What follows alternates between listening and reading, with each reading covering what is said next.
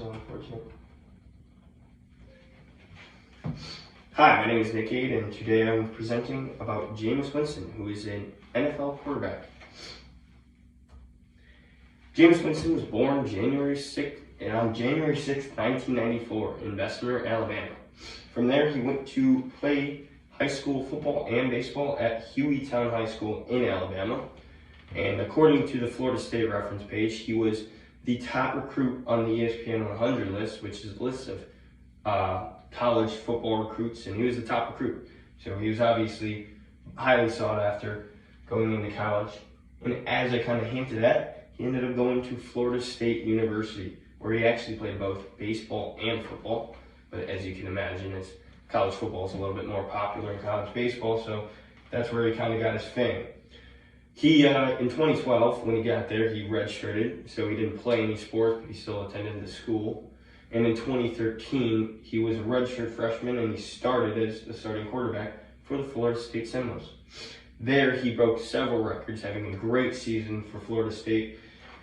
And yeah, he led him to an undefeated season, even won the Heisman Trophy, which is like given to the best player. It's kind of an MVP sort of deal. Yeah. However, though, nearing the back half of his first season, when he's, getting this national attention, an old sexual allegations or sexual assault case was brought back up against him, dating back to December 2012. And obviously, they went through this in court, but they couldn't find enough substantial evidence to pin anything against Jameis, so he was able to walk free.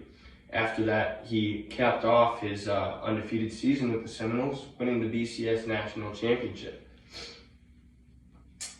After he won that, however, the New York Times brought back up the allegations, pointing out some flaws in how the case was handled, some evidence that wasn't really reviewed as much as it should be. So he was brought back to court, again dealing with this same sexual assault case. And once again, they decided there wasn't enough substantial evidence, so they let him walk. Jameis then went on to play another season at Florida State before declaring for the draft, where he had another great season. And he led his Florida State Seminoles team to another undefeated season up until they lost in the Rose Bowl to his fellow quarterback, Marcus Mariota. From there, after two splendid seasons, obviously he was at the top of the draft board because he declared for the draft. And highly sought after, so a lot of teams were trying to get a piece of Jameis. But in 2015, he was drafted by the Tampa Bay Buccaneers first overall. So that led to a lot of high hopes for him, being the first overall draft pick and being a quarterback and having the seasons that he kind of had at Florida State. There's a lot of high hopes for Jameis in Tampa Bay. His first season, he broke several franchise records, for the Tampa Bay Buccaneers. Most of them are rookie records, passing records, but he was actually, according to Pro Football Reference, he was only 23 yards shy of beating the franchise passing yards record in his first season there. So obviously, people were pretty stoked on Jameis after that first season, and he also led the Bucs to their first winning season in several years, according to ESPN. Tampa Bay was all for Jameis.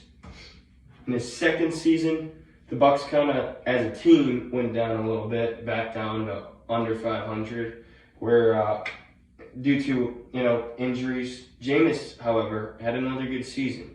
But if your team's injured around you, it's not a whole lot you can do. Not a whole lot you can do there. One man can't win a game himself. So people are still pretty stoked on Jameis, looking forward to his next season. But this season, in his 2018 season, he was the one battling the injuries. So his team was all healthy, but throughout the year, he was either banged up if he wasn't playing, or when he was playing, he was a little banged up, so not at 100%. So that kind of led to another iffy season for the Bucs, under 500. And that's when some people kind of started to question Jameis a little bit. And then to top off that, he ended up actually having some more off-field issues. Another sexual assault case was brought up against him. This time it was occurring in an Uber where he was accused of groping a woman.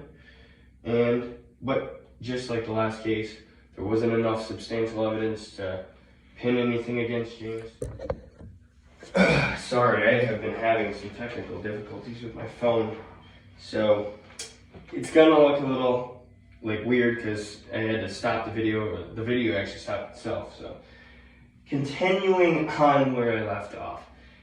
Again, not enough substantial evidence to pin anything against Jameis, so once again he was able to walk free. After this, however, he kind of got his head on straight, and we didn't see any more off-field issues with Jameis. He actually started to become more religious. He became more dedicated to his wife. He kind of changed his off-field antics and ended that. So in 2019, however, it was his most controversial season for on-field performance. Jameis led the league in passing yards and was second in passing touchdowns. However, what made it controversial was that he threw 30 interceptions, which is quite a bit. So, obviously that's leading to a lot of questions. You can't throw 30 interceptions and be star quarterback. So this is what led the Tampa Bay Buccaneers to think, do we want to move on from him? Which, inevitably, they did. They picked up one of the arguably the greatest of all time quarterback, Tom Brady, and let Jameis Winston go as his contract was up. Jameis, however, kind of thought about doing what he did with his off-field issues and kind of getting it together, taking a step back, and he ended up taking a year to be a backup quarterback to Drew Brees and maybe learn a few things from him and improve his game, as he saw Teddy Bridgewater the previous year did that. Oh my God. Dude, I cannot catch a break today. Well, that was actually the end of my presentation. I have been having a rough one. My phone has been dying. Now my computer just died. But yeah, I just had my sources after that. You have a copy of the presentation. I hope this is okay. I'm so sorry about all these technical difficulties, but yeah, that was my presentation there. It's about Jameis Winston. Thank you. Oh my